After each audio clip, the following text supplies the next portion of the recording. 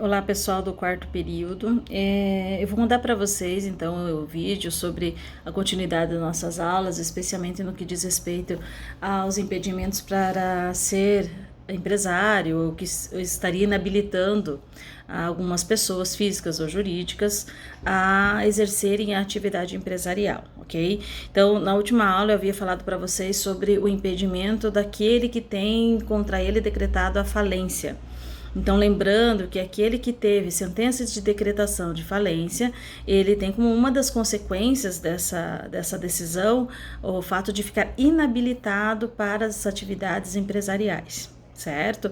Só tem que também lembrar que quando eu falo que o falido ele está impedido de exercer atividade empresária, que a gente precisa identificar quem é realmente o sujeito de direito que realiza atividade empresarial. Então, se eu estiver falando de uma pessoa jurídica que faliu e isso não reflete responsabilidade nos sócios, quem está inabilitado é a pessoa jurídica e não a pessoa de seus sócios. Isso só vai acontecer em determinados casos. Quando vocês estiverem estudando direito societário, isso talvez fique um pouco mais claro. Em relação a pessoa física, se for um empresário individual, que não tem personalidade jurídica, que se confunde com a pessoa natural, aí sim a gente está falando de alguém que está inabilitado para atividade empresarial, uma pessoa física que nenhuma outra atividade poderá ser exercida por ele, ok? Aí eu quero dar continuidade com vocês com os outros casos de impedimentos, ok? Então vamos lá. A outra hipótese de impedimento, que não seria nem um impedimento total, mas um impedimento em relação a alguns tipos de atividades, estaria com relação aos estrangeiros. Tem que ficar claro que os estrangeiros eles podem realizar atividades empresariais aqui no país. No entanto, existem alguns tipos de atividades que, pela Constituição Federal, os estrangeiros estariam impedidos de realizar esse tipo de atividade. Nós temos lá no artigo 176, parágrafo 1º da Constituição Federal, o impedimento de que os estrangeiros eles realizem atividades empresariais que envolva pesquisa de lavra de recursos minerais e também de aproveitamento de potencial hidráulico.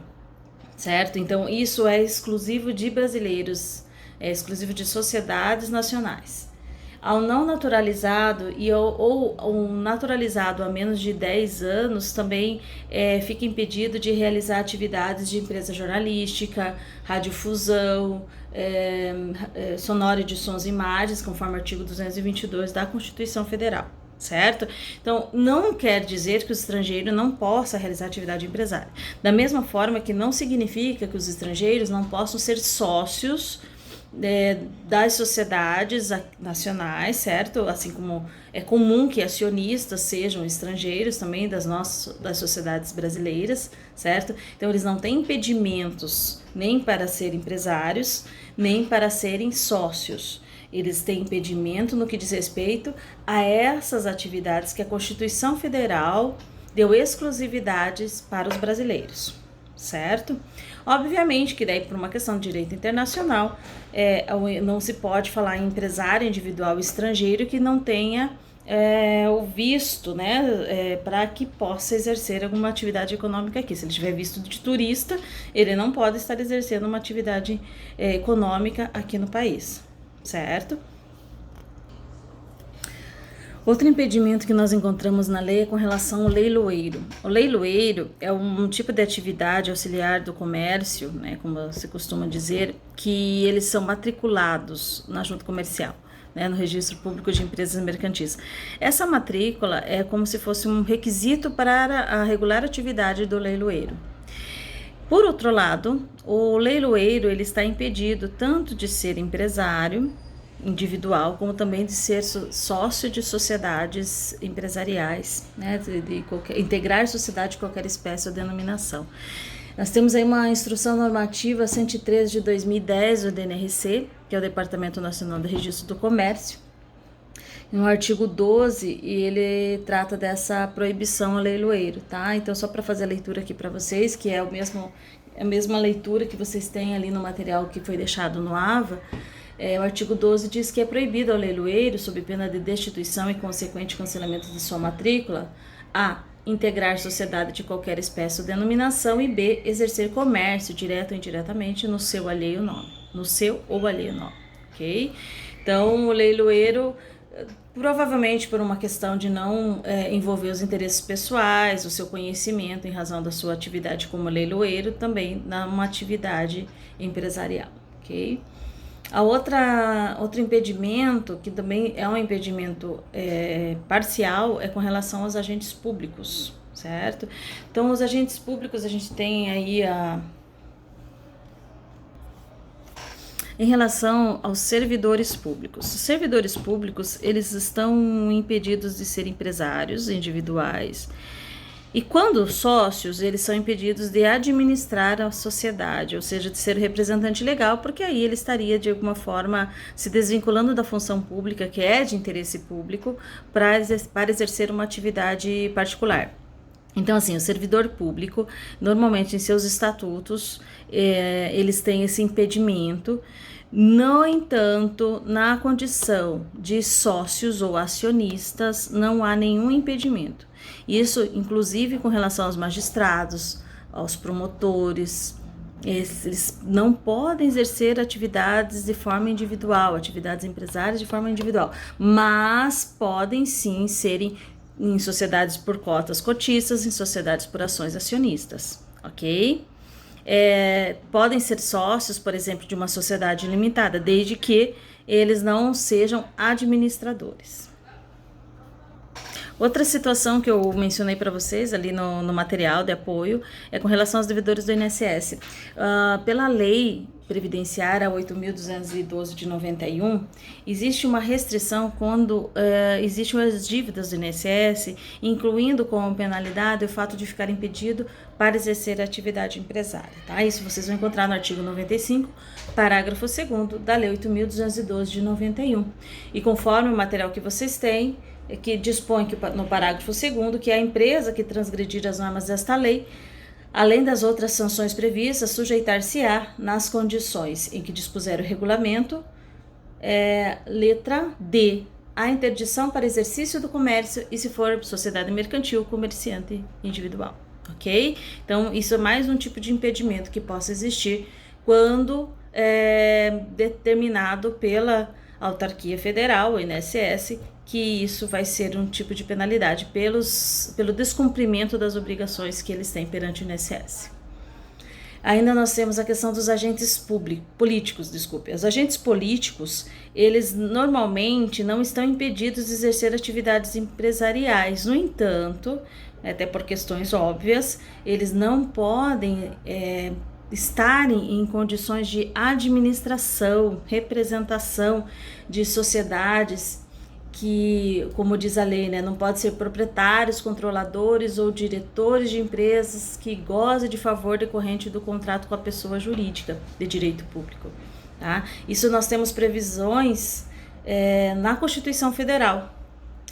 No artigo 54, 2A da Constituição Federal, ele vai tratar dos deputados, né, os deputados federais. A questão dos vereadores, no artigo 29, 9 da Constituição Federal, a mesma situação, ok? Os senadores, da mesma forma, pelas mesmas disposições do artigo 54, 1 da Constituição Federal, tem o mesmo tipo de impedimento. O curioso dessa questão é que não existe impedimento previsto na Constituição para os chefes do Poder Executivo. Então, a princípio, não se tem expressamente, pelo menos não na Constituição e não elencado nessas relações de impedimentos, os governadores, o presidente, o prefeito e os respectivos vices, certo? Obviamente que tudo isso pode ser de alguma forma questionado, né, em questões de improbidade administrativa, mas expressamente não existe o impedimento legal expresso ou mesmo o impedimento constitucional para que exerça atividade empresarial, inclusive nessas pessoas jurídicas que gozem de alguma forma de um contrato que os favoreça com a administração pública. Ainda tem uma questão de impedimento dos médicos. Os médicos, eles não possam exercer atividade empresária, tem algumas atividades que eles não podem exercer. Então, por exemplo, eles não podem exercer atividade empresária de farmácia e atividade empresária de laboratórios, certo? Obviamente que aí se tende a proteger um excesso de indicações para que favoreça economicamente o profissional. E por fim, dentre os impedimentos que eu elenquei para vocês e que está aí no material, nós temos os incapazes. Lembrando que os incapazes, eles não podem exercer atividade empresária, exceto se houver autorização prevista lá no artigo 974, parágrafo 1º do Código Civil, que depois de analisadas as circunstâncias pelo juiz, ele permita que, mesmo sendo incapaz, e aí, claro, ele vai ter que ser representado, né, por assistido, conforme o tipo de incapacidade, por alguém, para que ele possa continuar exercendo atividade empresarial. Fora isso, ele não está capacitado, inclusive, para esse tipo de atividade.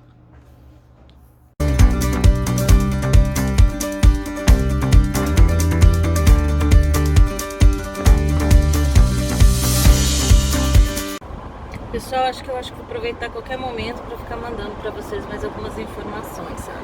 Aqui no trânsito, acho que isso a gente começa a otimizar o nosso tempo aí, nosso tempo tão precioso. Então, assim, o próximo item que nós vamos estudar seria com relação às obrigações do empresário. O empresário, basicamente, ele vai ter 3 obrigações a cumprir para que ele seja considerado regular, certo? Então, nós temos como primeira obrigação aquela prevista no artigo 967 do Código Civil, que se refere à obrigação que eles têm de realizar sua inscrição, certo? Então, primeira obrigação, inscrição. Nós vamos ter ainda como segunda obrigação a escrituração de livros, dos livros empresariais, e como terceira obrigação, o levantamento de balanços. Eu só quero lembrar vocês o seguinte: quando eu falar de inscrição ou de escrituração de livros ou levantamento de balanços, eu estou falando que eles têm obrigação de realização. No entanto, não faz esses elementos serem caracterizadores do conceito de empresário, de sociedade empresária. Isso nós já estudamos lá no artigo 966 para o empresário individual, e já estudamos isso com relação à Eireli no artigo 980A do Código Civil e com relação às sociedades no artigo 982 do Código Civil, ok? Bom, então, a partir do momento em que se pretenda a realização de uma atividade empresária, antes do início das atividades, conforme diz o artigo 967 do Código Civil, já tem que providenciar a inscrição no Registro Público de Empresas Mercantis, ok? Então, isso é uma coisa bastante importante, principalmente quando vocês estão sendo avaliados em exames de OAB, sendo questionados em concursos. O momento em que se deve fazer a inscrição, o momento é antes do início das atividades, certo? Pois bem, o que se leva para ser registrado? Para ser registrado, deve-se levar o ato constitutivo. Quando a gente está falando de empresário individual ou de Eireli, eles possuem formulários próprios para que sejam preenchidos, formulários esses padrões, inclusive fornecidos pelo Registro Público de Empresas Mercantis. Em relação às sociedades, nós temos que ver aí qual o formato dessa sociedade, o modelo societário, porque algumas delas são consideradas sociedades contratuais, cujo ato constitutivo, ou seja, o instrumento que trata da sua formação, é o contrato social, e outros que são as sociedades institucionais, cuja constituição é tratada num estatuto social. Então, tanto o contrato social como o estatuto social também devem ser levados, claro, com exigência de outros documentos que nós vamos ver posteriormente, para serem registrados no Registro Público de Empresas Mercantis, ok? Em relação ao que deve conter, vocês vão encontrar o que deve constar nesses instrumentos no artigo 968 do Código Civil, basicamente, tá? Nós não temos isso só no 968, porque esse trata do empresário individual. Já falo mais sobre onde consta o que deve constar, onde consta os elementos. Então, continuando, falar para vocês sobre essas obrigações. O ato constitutivo que deve ser levado na junta comercial para ser inscrito das sociedades, nós temos previsões lá no artigo 997 sobre o que deve constar. Então, se vocês observarem o que está constando, o que está previsto lá no artigo 968 do Código Civil e no artigo 997 do Código Civil, vão perceber que todo tipo de ato constitutivo deve constar a qualificação das partes envolvidas, deve constar um nome empresarial que vai ser adotado, o capital, ou seja, né, com que valor se vai iniciar o empreendimento, quem, no caso de sociedades, quem irá administrar essa sociedade. Então, assim, são questões muito importantes que devem ser dado publicidade, porque o registro público ele serve justamente para isso, para que com a inscrição desse empresário haja feito erga omnes, né, feito em relação a todas as pessoas. É por isso que qualquer ato constitutivo ele fica à disposição de todas as pessoas, né, sejam particulares, seja terceiros, seja pessoas que não estejam envolvidas diretamente com a sociedade ou com o empreendimento, possam ter acesso, tá, para saber sobre a sua constituição. Lembrando que quando eu falei para vocês sobre quais são os empresários que adquirem a personalidade jurídica e quais não adquirem personalidade jurídica, é preciso que vocês saibam que é com esta inscrição que as sociedades empresárias e a EIRELI, a empresa de responsabilidade limitada, empresa individual de responsabilidade limitada, elas adquirem personalidade jurídica com esta inscrição na junta comercial. Tá? O empresário individual também tem que fazer inscrição na junta comercial. Ele também, com essa inscrição, vai adquirir um CNPJ, um Cadastro Nacional de Pessoa Jurídica. Mas o empresário individual não adquire personalidade jurídica. Tudo bem? Então, falando ainda de inscrição, de registro desse ato constitutivo, é preciso também que vocês estabeleçam o local onde as sociedades devem realizar esse registro. Se a gente estiver falando de sociedades que exerçam realmente atividade empresarial, vai ser no registro público de empresas mercantis, lá na junta comercial. Se nós estivermos falando de sociedades simples, aquelas que a lei excluiu, seja em razão de previsão legal, seja por questão da natureza da atividade, ser intelectual, artística, científica ou literária, estas sociedades simples, elas também estão obrigadas à inscrição. Ocorre que o órgão em que elas devem realizar isso é no registro civil de pessoa jurídica e não na junta comercial. Elas também vão ter essa obrigação e também vão ter gerado um cadastro nacional de pessoa jurídica, um CNPJ, certo? Também vão ter suas obrigações, no entanto, o tratamento jurídico a elas destinado não é o empresarial, certo? E aqui eu preciso destacar duas exceções para vocês. Lembra que as cooperativas, elas não são sociedades empresárias, elas sempre serão sociedades simples, independente das atividades que exerçam? Pois bem, então a princípio, se elas são sociedades simples, o registro em que elas deveriam se dirigir para a inscrição seria o registro civil de pessoa jurídica.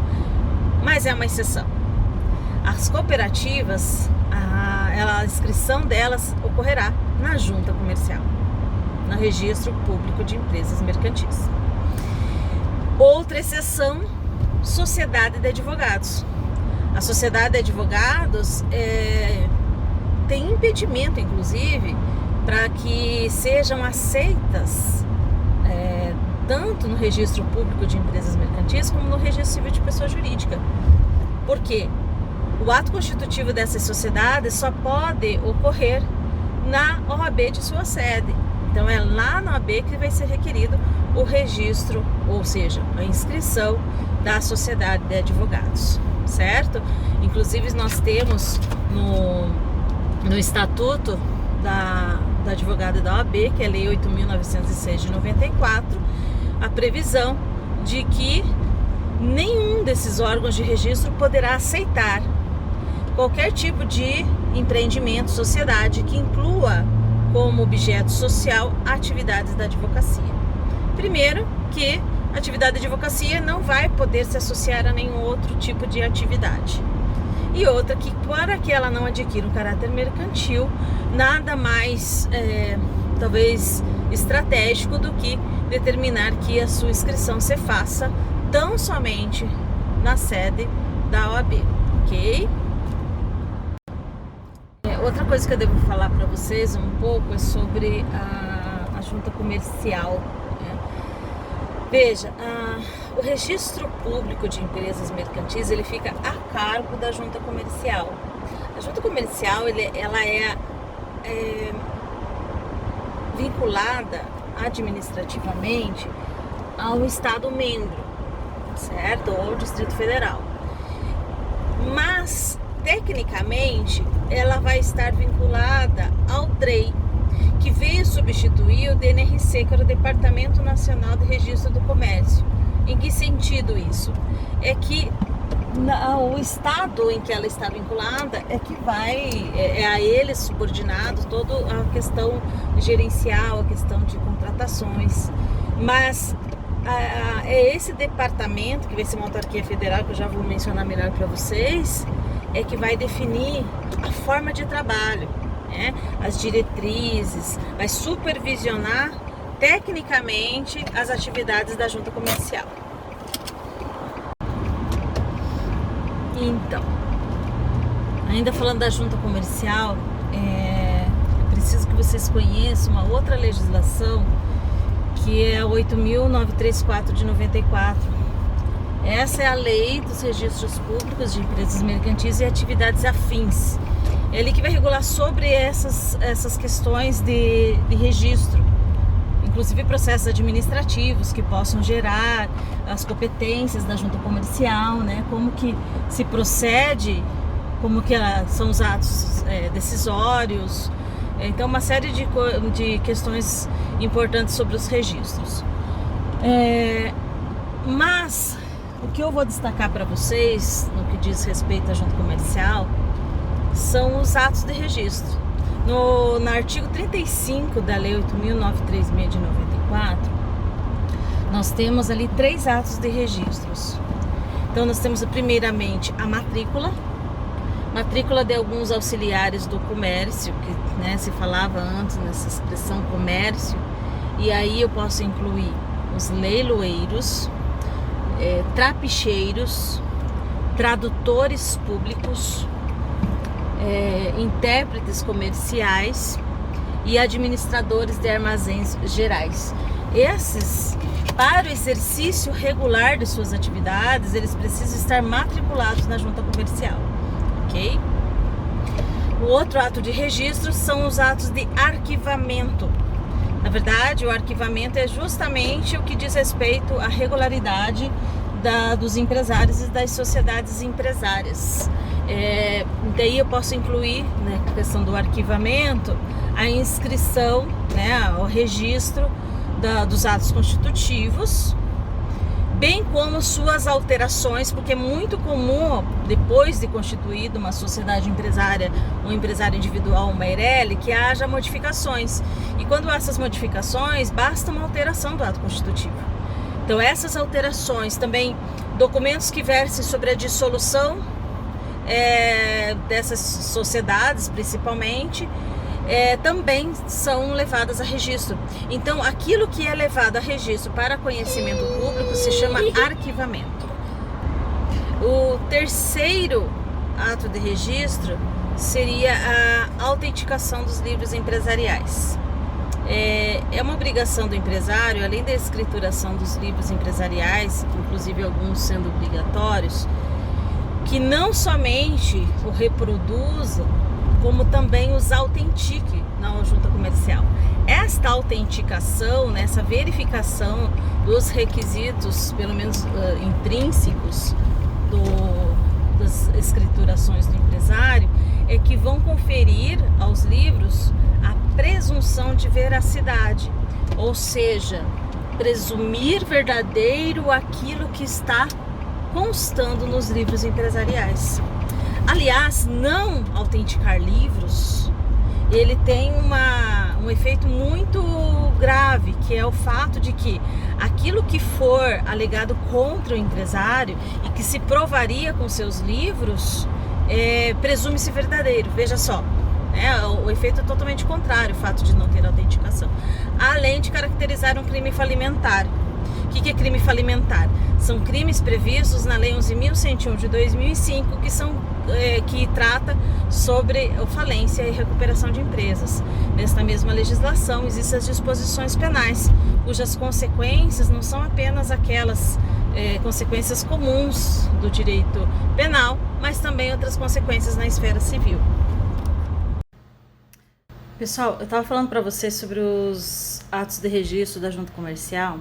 E tem algumas coisas que são interessantes eu também destacar para vocês, que inclusive não está no material, mas que decorre da redação, das alterações legais recentes no que diz respeito ao registro público de empresas mercantis, tá? Só fazendo uma retificação, eu vi que em um dos áudios anteriores, um dos vídeos anteriores, eu falei da Lei 8.934, ok? O número da lei de 94. Então, no artigo 1º houve uma alteração, mas simplesmente para tentar regulamentar exatamente quais são as finalidades do registro público de empresas mercantis, que fica a cargo da junta comercial.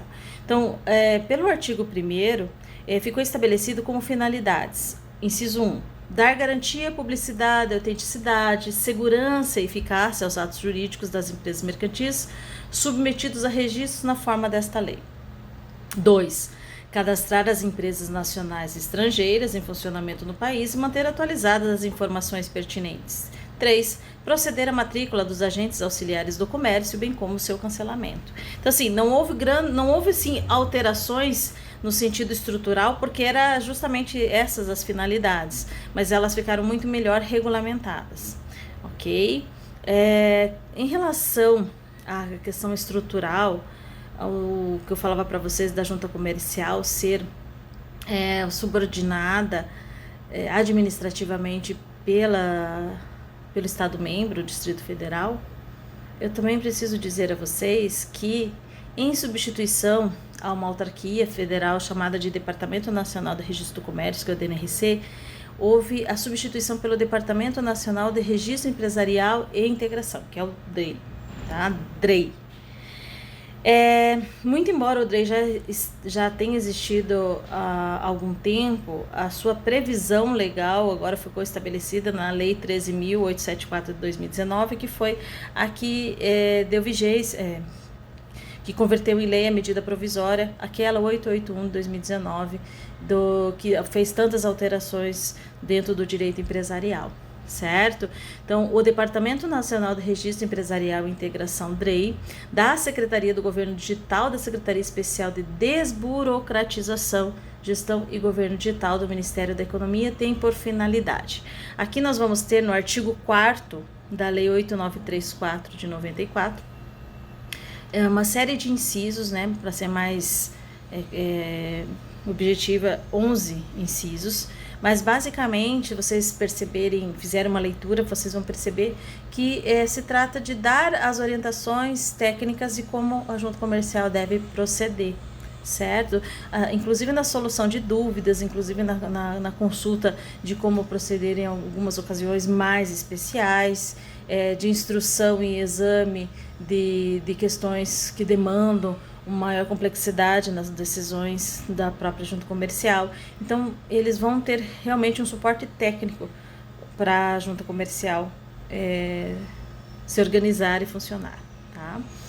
Em relação às juntas comerciais, houve também algumas alterações no artigo 6º, especialmente, determinando que as juntas comerciais subordinam-se administrativamente ao governo do respectivo ente federativo e tecnicamente ao Departamento Nacional do Registro empresarial e integração, substituindo a antiga subordinação técnica do Departamento Nacional de Registro do Comércio, que está substituído agora pelo DREI, ok?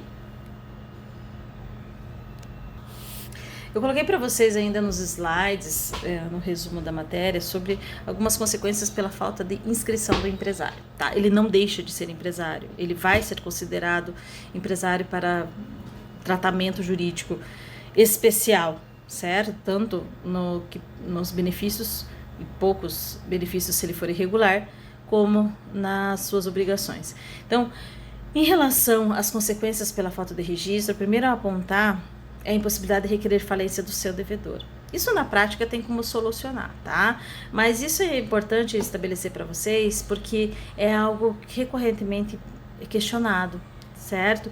E por que isso? Porque nós temos lá no artigo 97 da Lei 11.101 de 2005, no seu parágrafo único, que determina que quando se trata a falência pedida por um credor empresário, ele precisa apresentar os seus atos constitutivos. Ora, se ele não tem ato constitutivo devidamente inscrito na junta comercial, ele não tem como fazer o requerimento na condição de credor empresário contra o seu devedor, certo?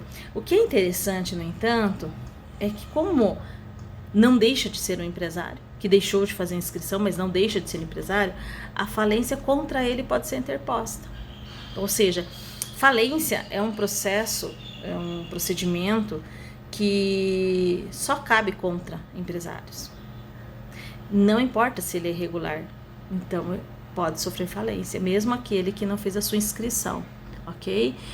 Desculpa, artigo 97, parágrafo 1º, tá? Artigo 97, parágrafo 1º determina: o credor empresário apresentará a certidão do registro público de empresas que comprova a regularidade de suas atividades. Ora, ele não tem inscrição, ele não vai ter nenhuma certidão do registro público de empresas que ele pudesse comprovar sua regularidade, né? E aí a gente teria tanto o ato constitutivo como uma própria certidão da junta comercial atestando sobre sua regularidade, certo? A outra consequência, ela também advém da Lei 11.101 de 2005, que é a impossibilidade de requerer recuperação judicial. Por que isso? Porque nós temos no artigo 48 da 11.101 de 2005 uma exigência de que só pode o devedor empresário regular pedir a recuperação judicial. Recuperação judicial nada mais é que um favor, né? Que é pedir que o juiz permita que você satisfaça suas obrigações de uma forma mais facilitada, condizente com a sua situação econômico-financeira, certo? Só que para isso, o artigo 48 da Lei 11.101 de 2005, no seu caput, ele exige que o empresário, sociedade empresária, obviamente que o devedor em si, ele esteja em atividade regular por pelo menos 2 anos. Ora, se não tem inscrição, né, começou já totalmente irregular. O texto do artigo 48 é o seguinte: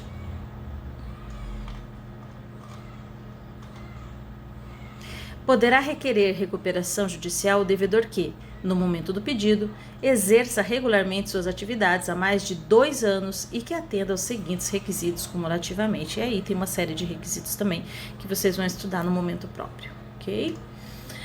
Bom, eu vou deixar então a escrituração de livros e o levantamento de balanços para a próxima aula, né? Para a aula que vocês têm a seguir.